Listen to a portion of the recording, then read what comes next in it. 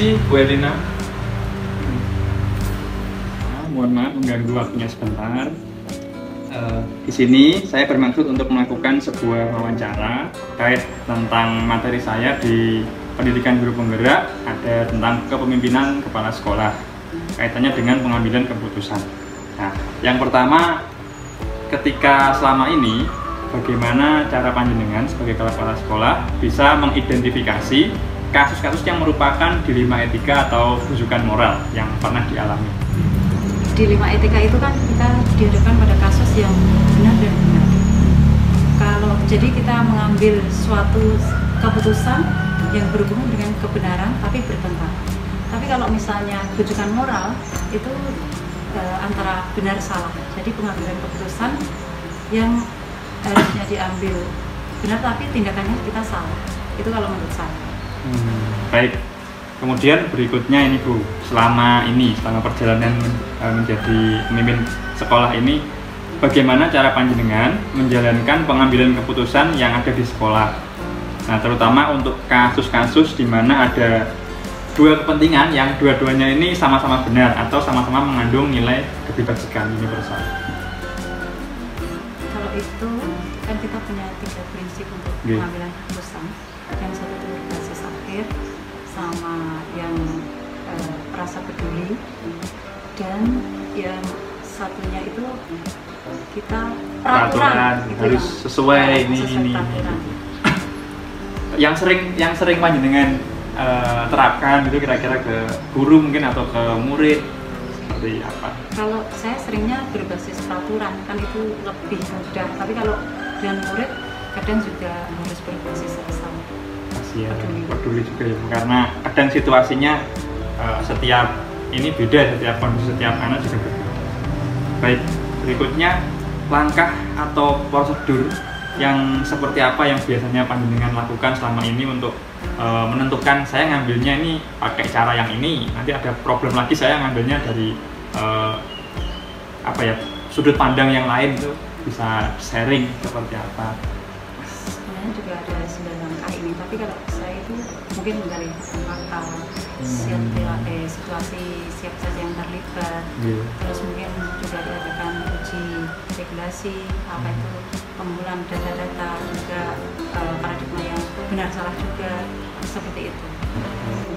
Baik, selanjutnya hal apa saja yang selama ini panjenengan anggap efektif dalam pengambilan keputusan pada kasus dilema etika?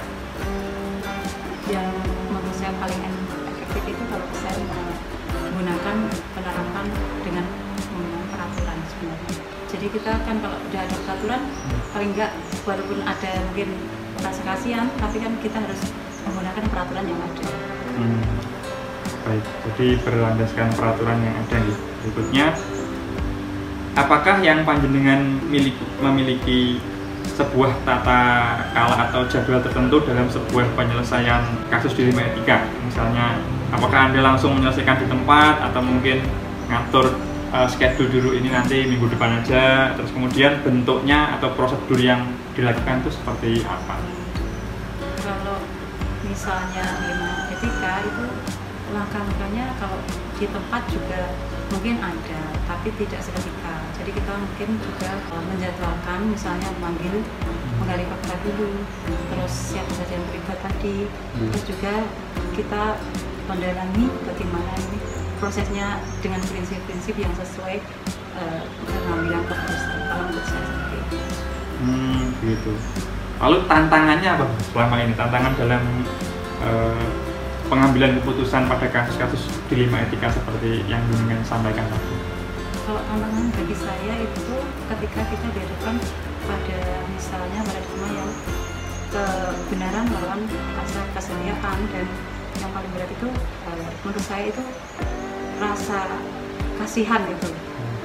Kasihan mungkin panjenengan juga mengalami sebagai ibu, juga sebagai kepala sekolah ini yang menarik sekali Bu. Jadi seperti tadi. Terus kemudian ini Bu, adakah seseorang atau faktor-faktor yang selama ini mempermudah atau membantu panjenengan dalam pengambilan keputusan pada kasus-kasus yang dilema etika yang membantu? Ya, kalau yang membantu tentu saja rekan sejawat dan lingkungan yang ada di sekolah kita itu sangat mendukung dan kita proses melakukannya dengan lebih mudah. Kalau dari semua hal yang tadi yang telah disampaikan tadi, ada pembelajaran apa yang bisa kita petik atau panjenengan simpulkan dari pengalaman panjenengan dalam pengambilan keputusan, khususnya dalam kasus dilema etika itu seperti apa? Kalau yang saya petik, walaupun kita punya rasa peduli, tapi tetap kita harus menjalankan peraturan yang ada di sekolah. Itu sudah konsekuensi yang harus kita ambil. Walaupun tetap juga harus menerapkan rasa kasihan, ini peduli juga dengan teman sejawat dan lain, tapi kalau saya menggunakan berbasis peraturan itu lebih mudah memutuskan buat saya. Jadi saya senang berbasis peraturan karena sesuatu hal sudah diatur. Kalau rasa kasihan itu kadang kita malah sulit memutuskan. Kadang, tapi yang namanya manusia misalnya ada rasa kasihan, itu peduli, itu kan mesti harus ada. Baik Bu Erlina, terima kasih banyak atas waktunya sudah berbagi pengalaman tentang pengambilan keputusan yang khususnya pada dilema etika. Semoga ini bisa menjadi pembelajaran bagi saya khususnya yang sedang melaksanakan pendidikan guru penggerak ini.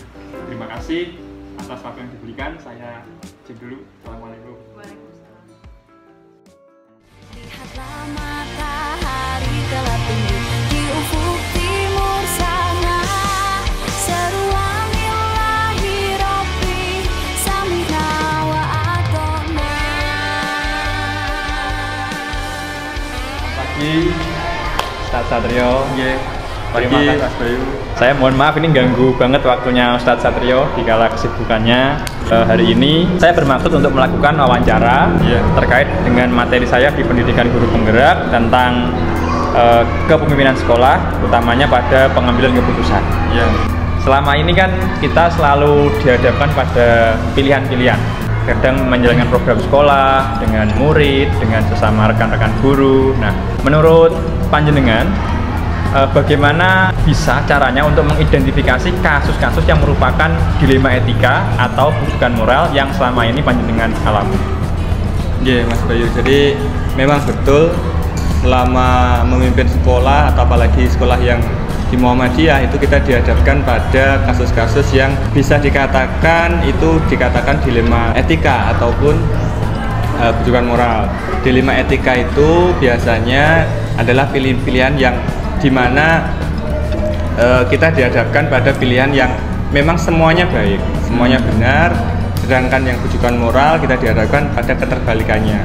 Disitulah kita sebagai seorang pemimpin harus bisa memilih dan menentukan bagaimana pilihan kita itu atau keputusan kita itu bisa bermanfaat untuk semua. Oke, baik Tat. Berikutnya, selama ini bagaimana cara panjenengan menjalankan untuk cara pengambilan keputusan yang ada di sekolah ini, utamanya pada kasus-kasus yang mana kedua hal itu sama penting dan memiliki nilai kebajikan yang sama-sama benar. Bagaimana? Jadi kalau kami biasanya di sekolah itu yang pertama kita identifikasi mana keputusan-keputusan yang nantinya itu paling sedikit menimbulkan resiko. Jadi kita identifikasi dulu resiko terbesarnya bagaimana, kemudian kita dalam memutuskan kita ambil yang resikonya paling kecil. Berarti diidentifikasi dulu, ditimbang-timbang dulu. Ya, betul. Bagaimana ini dampaknya kira-kira gitu. Baik, Tat.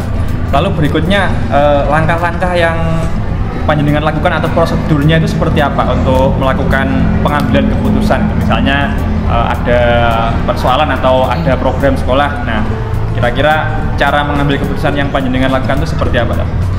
Kalau kami biasanya dalam menghadapi hal-hal itu tentunya kita adakan rapat dengan Dewan Guru. Di suatu saat ada program ataupun ada permasalahan, kita tentunya sebagai seorang pemimpin kita harus adakan rapat dengan guru, kita ambil keputusan jalan terbaiknya yang bagaimana. Jadi biasanya kalau di Muhammadiyah itu kita mengambil yang namanya kolektif kolegial. Jadi segala keputusan adalah hasil musyawarah, kemudian sebagai seorang pimpinan kita siap untuk bertanggung jawab terhadap keputusan itu. Berikutnya, hal-hal apa saja yang selama ini panjenengan anggap efektif dalam pengambilan keputusan khususnya pada kasus dilema etika?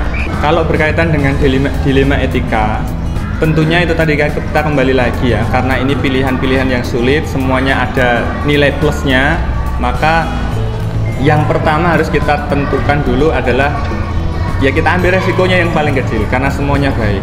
Kemudian setelah kita ambilkan keputusan, kita sampaikan ke musyawarah, tetap kita harus dengan musyawarah dengan guru, kita sampaikan, setelah itu baru kita ambil keputusannya. Itu harapannya apa? Harapannya adalah dengan kita selalu bermusyawarah itu tadi, pengambilan keputusan tidak bersifat otoriter. Nah, itu yang kita tidak inginkan karena di Muhammadiyah sekali lagi itu adalah kolektif kolegial. Pimpinan di situ hanya sebagai penanggung jawab dan pengambil keputusan dari hasil musyawarah. Terus tantangannya ada nggak ketika menjalankan itu selama ini? Tentunya kita sering terjadi konflik. Kita terjadi sering perbedaan pendapat. Tapi dengan perbedaan pendapat itu justru malah membuat suasana semakin hidup. Artinya kita semakin banyak masukan. Kemudian kita juga semakin punya gambaran lebih luas untuk nanti kedepannya bagaimana. Lalu kalau misalnya ketika ada persoalan tantangan itu tadi dalam mengambil keputusan itu panjenengan biasanya prosedurnya gimana? Atau apakah menjadwalkannya misalnya rapat bersama besok atau mungkin spontanitas atau mungkin mempertimbangkan hal lain gitu? Jadi misalkan dalam suatu penentuan program kita sudah punya program terstruktur dan terjadwal. Kita biasanya kita adakan musyawarah.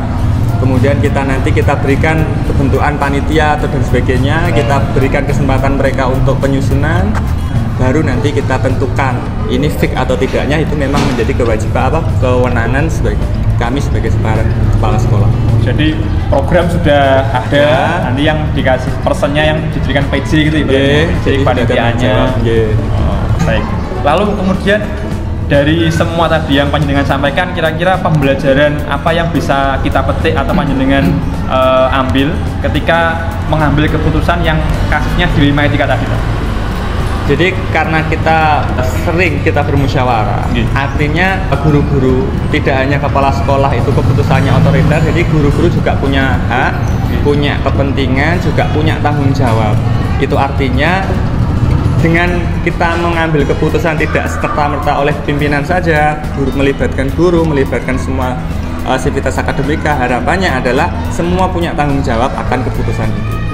Jadi nanti ketika terjadi pengawasan tidak hanya kepala sekolah, tapi semua yang ada di stakeholdernya itu bisa juga sebagai seorang pengawas, artinya program itu nanti bisa berjalan dengan lebih maksimal. Baik. Sekali lagi saya ucapkan terima kasih kepada Ustaz Satrio yang sudah menyampaikan banyak sekali pengalaman dan juga trik teknik-teknik cara pengambilan keputusan, dan semoga nanti kita bisa bertemu lagi di kesempatan yang lain. Baik, terima kasih Tat. Terima kasih. Saya undur dulu. Assalamualaikum. Waalaikumsalam warahmatullahi wabarakatuh.